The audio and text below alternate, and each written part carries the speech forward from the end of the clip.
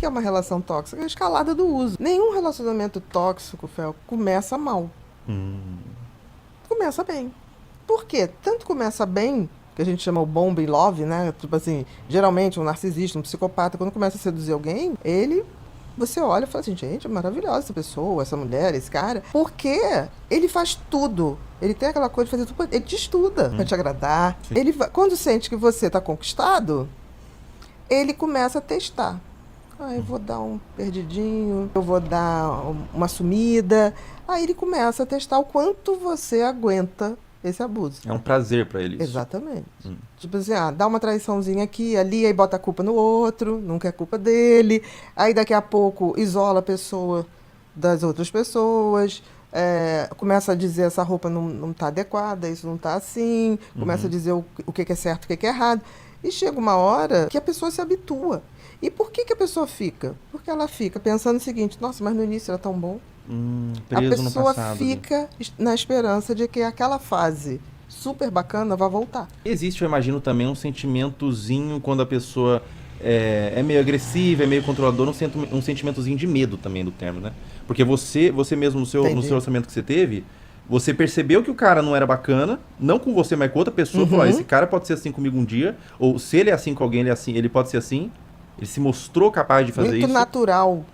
Ele foi muito natural naquela forma. Já era dele, né? Já era dele. Daí você se afastou naquele momento. Existem pessoas, mulheres, homens, que ficam presos nessa teia por muito tempo. O que você diria para uma pessoa que vive um relacionamento abusivo ou tá começando a achar que o relacionamento abusivo e tá pensando se sai, se termina? O que você diria para essa pessoa? Se essa pessoa é uma pessoa abusiva, não é abusiva só com você. É abusiva também já foi abusiva com outras pessoas, é abusiva com pessoas que convivem. Então não se iluda, essa pessoa não vai mudar por você ou através de você. Se um dia tiver que mudar, mas não será. Porque o grande erro das pessoas que ficam numa relação abusiva é que elas acham que por amor elas vão fazer isso ou aquilo que vai sensibilizar o outro a mudar e voltar a ser o que era no início. Só que tem que aquilo no início não era tática de sedução. Muito doida a mente humana, né? E o cérebro é uma maquininha muito bacana, mas ela é muito ruim para ser mestre. Ela é boa para ser soldado. O que significa?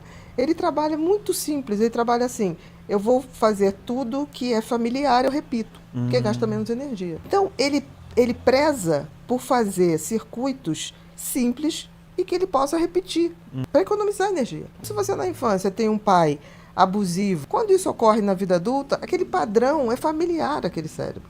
E a gente só muda isso quando a gente descobre que nós não somos o nosso cérebro. Por exemplo, aquela coisa, penso logo existo, é bonito, mas tem um erro. Porque não é penso logo existo, eu sinto logo existo.